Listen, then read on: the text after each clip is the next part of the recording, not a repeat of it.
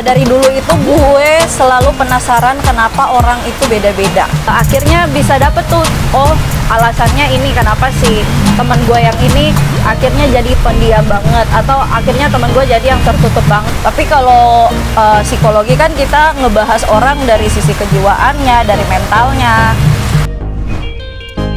Welcome on board Akmaliansyah Official Channel. Oke, welcome to channel Akmaliansyah Official. Kali ini kita lagi di warung kopi ya. Sambil di warung kopi, kita sambil ngobrol-ngobrol santai ya. Karena di luar lagi hujan. Jadi kebetulan di samping gua ini ada, gua sebutnya apa nih enaknya? Psikolog kah atau gimana? Enggak, belum kelar S2-nya, jadi jangan psikolog. Oh, calon psikolog. Ya, dia kawan gua. Ya, namanya Ranita. Langsung aja ya, nggak usah banyak ngomong ya.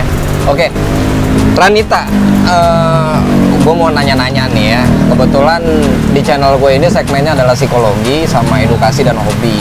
Nah, gue pengen ngambil ilmu dari lu nih tentang psikologi itu sendiri. Lu ini kan dari jurusan psikologi klinis. Tentunya kita hidup bersosial juga kan. Oke. Nah, kira-kira apa sih yang sering lu temuin ketika lu habis belajar ilmu psikologi klinis, terus lu berkehidupan sosial di lingkungan lu? Apa yang lu pikirin gitu? Ada nggak yang terkait dengan ilmu yang lu pelajari? Sebenarnya kalau ngomongin psikologi klinis itu kan luas banget ya. Mungkin gue mulai dari trigger gue kenapa sampai bisa masuk psikologi klinis kali ya. Jadi dulu itu waktu gue SMA, gue punya temen baik, sahabat baik gue yang punya masalah perbedaan pendapat antara dia dan orang tuanya. Jadi anaknya ini mau kemana, orang tuanya ngarahinnya kemana gitu kan. Nah, dan gue itu adalah tempat sampahnya dia. Oh, tempat curhat. Literally tempat sampah ya. Di apa namanya, dikasih curhat. Pokoknya dia kalau lagi ada masalah sama orang tuanya, kemudian nanti sampai sekolah dia bakal ngobrol sama gue, cerita kenapa sampai dia lagi murung atau apa. Dan dari dulu itu gue selalu penasaran kenapa orang itu beda-beda. Gue punya adik kembar, tapi dua-duanya punya karakter yang beda.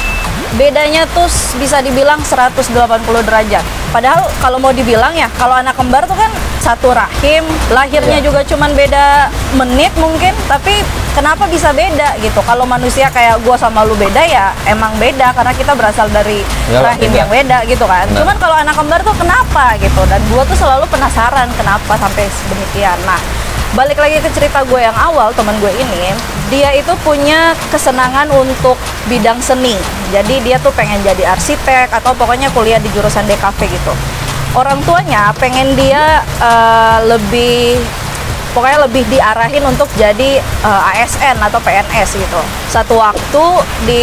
Terus gue sambil ngopi nih? Iya, sambil ngopi aja. Satu waktu di sekolah gue, karena emang udah kelas 3 juga, kita tuh lagi nyari-nyari mau masuk apa. Dulu tuh gue cita-citanya pengen jadi dokter, pengen banget gue jadi dokter. Tapi pas gue ngobrol sama temen gue, waktu ada sosialisasi kampus, waktu itu kampus gue datang sosialisasi ke sekolah, dia bilang, "Ran, gue pengen nih di sini, gue pengen cobain arsitek nih." Ya udah, ayo, lo mau cobain arsitek di kampus gue gitu. Jadi sebenarnya gue itu bukan cita-cita jadi psikolog pertamanya, emang cuman apa ya, mengalir aja gitu. Dan pas gue pengen bantuin temen gue ini, dia bilang, "Lo temenin gue lah, coba tes di kampus ini."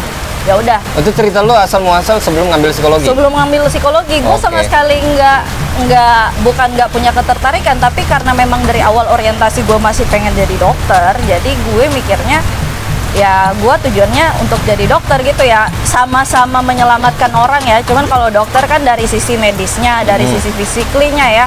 Tapi kalau psikologi kan kita ngebahas orang dari sisi kejiwaannya, dari mentalnya. Kemudian dari situ teman gue bilang, gue tanya, di situ ada jurusan kedokteran nggak? Nggak ada cuy, adanya psikologi doang.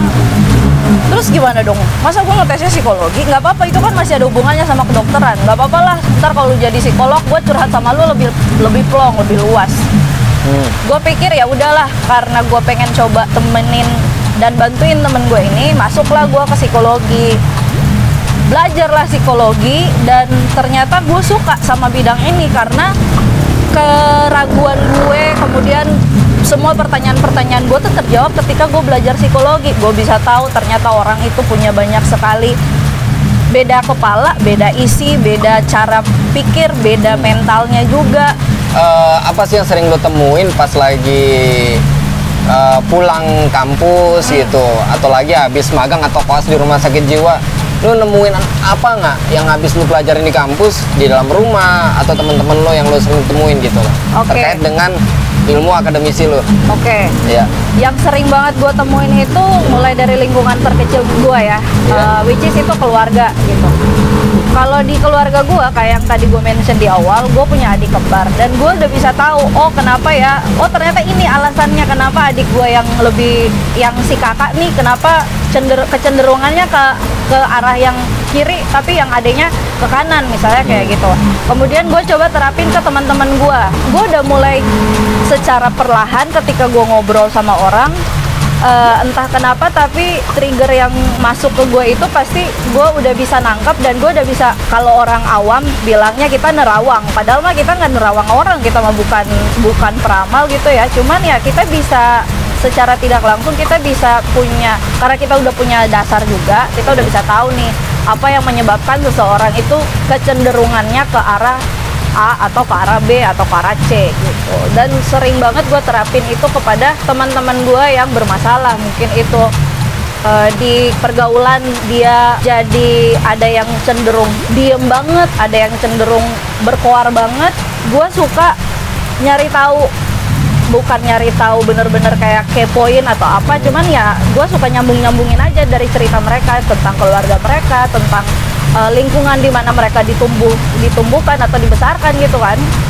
Akhirnya bisa dapet tuh, oh alasannya ini kenapa sih temen gue yang ini akhirnya jadi pendiam banget, atau akhirnya temen gue jadi yang tertutup banget. Karena mungkin ya memang di latar belakang keluarganya dia tidak pernah punya kesempatan untuk menyampaikan pendapatnya gitu. Oke, itu kan cerita lo dari kehidupan sosial. Terus terkait sama teori-teori yang pernah lo pelajari, itu masuknya itu ke teori apa sih ketika lo coba direfleksikan oleh fenomena sosial di sekitar lo itu? Masuknya gimana tuh? Kalau ngomongin tentang teori psikologi itu kan kita banyak ya. Kayak contoh aja deh, teori yang terkait dengan aktualisasi diri. Misalnya teori psikoanalisa.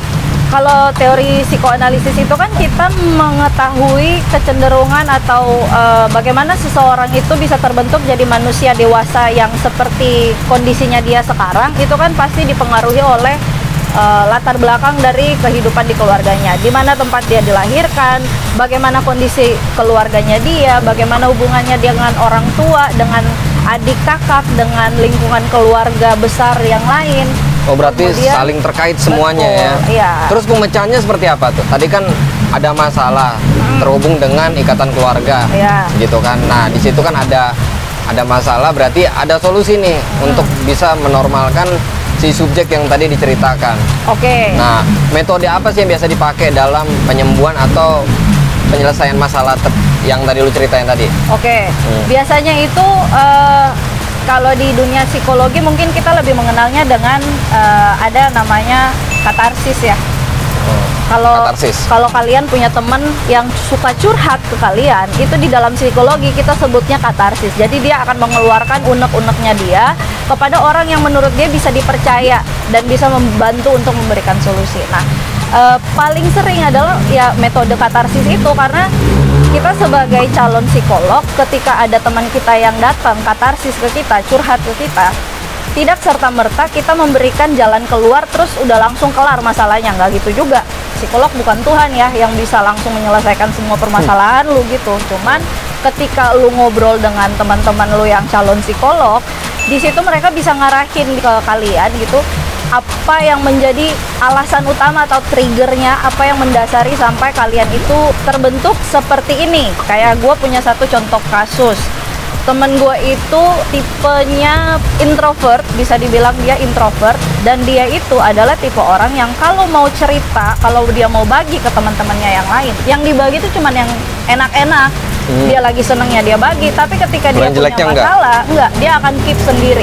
Nah itu gue akhirnya gue gali apa yang menyebabkan lu nggak mau terbuka dengan lingkungan sekitar lu, padahal dia punya banyak teman, banyak orang yang bisa dia percaya. Dan dari ceritanya dia, gue bisa menarik kesimpulan ya, karena memang di dalam keluarga dia punya orang tua yang otoriter, yang mana dari dia kecil sampai dia dewasa, segala sesuatu yang terjadi dalam hidupnya dia itu adalah jalan orang tuanya dia. Mau dia ngambil kuliah itu karena pilihan orang tuanya dia, dia misalnya dia ada dalam pergaulan, kadang juga suka diintervensi sama orang tuanya. Jadi kayak kalau kita kenal teman-teman yang punya orang tua otoriter, ini benar-benar otoriter full ya. Jadi nggak ada yang kombinasi, memang benar-benar semuanya dari orang tua. Nah, mereka itu cenderung segala sesuatu itu diintervensi. Dia nggak akan bisa kreatif. Dia mau mengambil sebuah pemecahan masalah, mengambil sebuah keputusan, dia akan ragu karena dari kecil dia tidak diperbiasakan untuk menyelesaikan masalahnya dia sendiri. Berarti ada opsi bagaimana membesarkan anak dengan secara ideal. Iya, benar. Nah, tips-tips untuk para orang tua nih. Waduh, jauh banget, gue aja belum jadi orang tua nih, mohon maaf nih. Tadi kita kan bicara seputar teori apa yang kita pelajari, Iya, betul. yang terkait dengan pandangan fenomena sosial di lingkungan kita. Berarti kan yang tanpa harus kita menjalani pengalaman menjadi orang tua, tentunya kan teori-teori itu kan udah ada dengan pakemnya gitu loh. Betul. Realnya masalah nanti jadi orang tua itu kan improvisasi atau pengembangan dari teori. Benar. Nah, teori-teori yang untuk menjadi buat orang tua nih, tipsnya idealnya seperti apa gitu? Oke, tips untuk orang tua ya. Walaupun gue belum pernah jadi orang tua nih, mohon maaf nih. Cuman kalau sepengalaman gue dengan ilmu yang sudah gue dapet, yang pernah gue pelajarin, sebenarnya ketika kita menjadi orang tua itu kita harus bisa menjadi teman untuk anak-anak kita. Ketika kita jadi teman untuk anak-anak kita bisa tahu tuh jeleknya dia kayak apa, baiknya dia kayak apa, lebihnya dia di mana, kurangnya dia di mana. Dengan begitu kita bisa membantu anak kita untuk misalnya bukan untuk menutupi kejelekannya ya, cuman buat membantu anak kita nih, misalnya buat mengembangkan. Kalau misalnya dia punya kekurangan di area ini, public speaking misalnya, anaknya tuh nggak berani ngomong di depan publik karena dari awal atau dari dia kecil selalu apa-apa orang tuanya yang maju duluan. Nah, kita bisa, kalau misalnya kita bersahabat dengan anak-anak kita, jadinya ketika kita tahu kekurangan anak kita adalah di public speaking, kita bisa dapet tuh metode-metode. Misalnya kan sekarang udah canggih nih, udah banyak training lah, udah banyak ilmu-ilmu di luar, atau kalau sekarang lagi masa pandemi ya berarti banyak sekali training-training online yang bisa diikutin atau buku-buku yang bisa dibaca. Nah, itu bisa kita boosting tuh ke anak kita karena kita udah tahu kekurangan anak kita di sini. Beda cerita kalau kita menganut cara mendidik anak dengan cara yang otoriter, semua yang dilakukan anaknya diintervensi sama orang tua, atau anaknya mau ngambil keputusan, anaknya juga dilarang sama orang tua, semuanya diambil alih sama orang tua. Kalau kita kayak gitu, maka kita nggak bisa mengenali karakter sesungguhnya dari anak kita gitu. Jadi menurut gua ya, tipe untuk untuk menjadi seorang atau menjadi orang tua yang baik itu ya, lu harus bisa menjadi teman untuk anak lu juga. Betul.